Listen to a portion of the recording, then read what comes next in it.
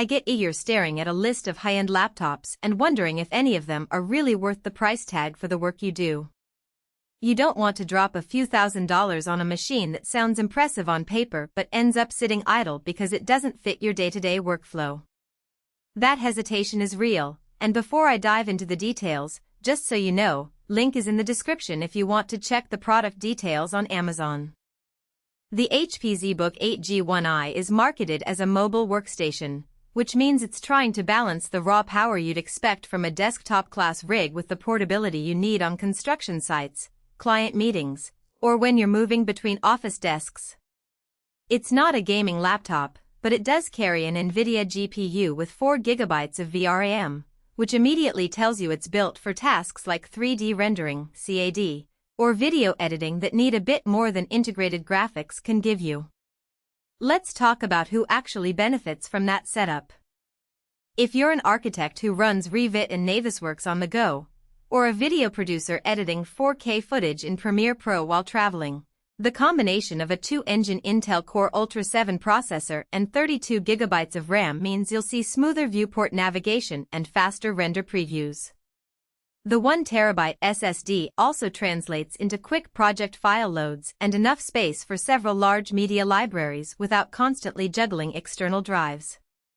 For those users, the ZBook's Workstation label isn't just marketing fluff, it's a tangible productivity boost.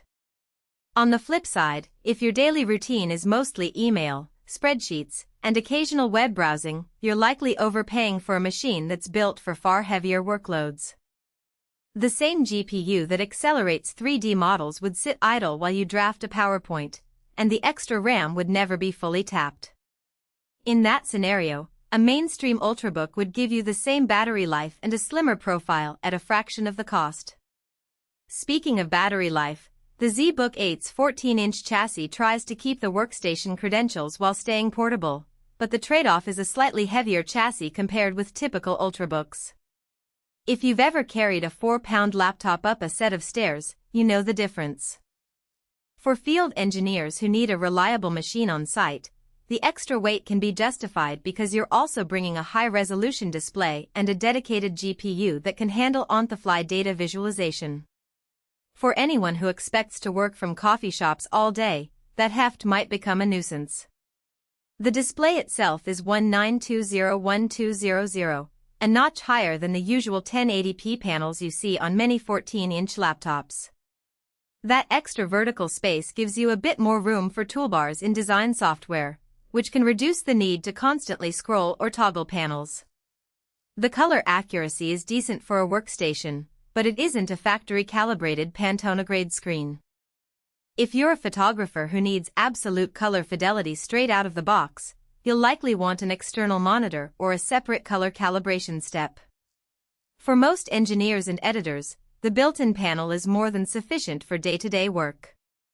One feature that often gets overlooked is the AI-powered optimization that HP bundles into the system.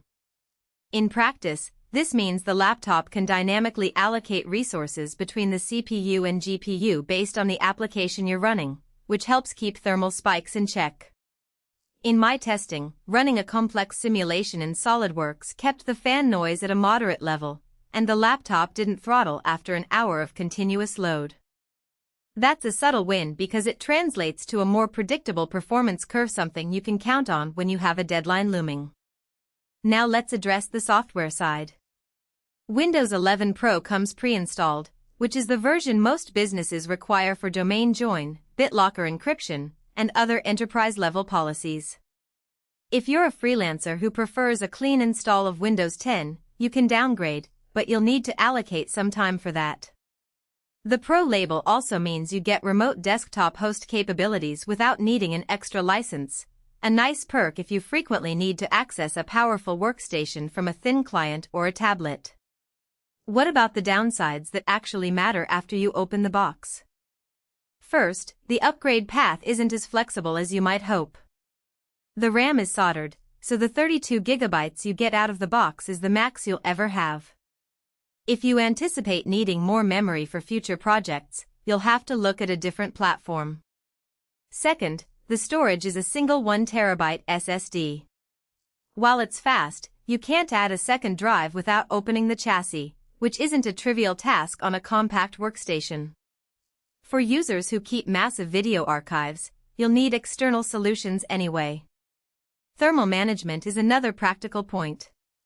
The ZBook's design does a respectable job keeping the CPU temps in the 80-90°C range under sustained load, but the fan can become audible in quiet environments. If you record video or stream your screen for webinars, you might notice a low-level hum.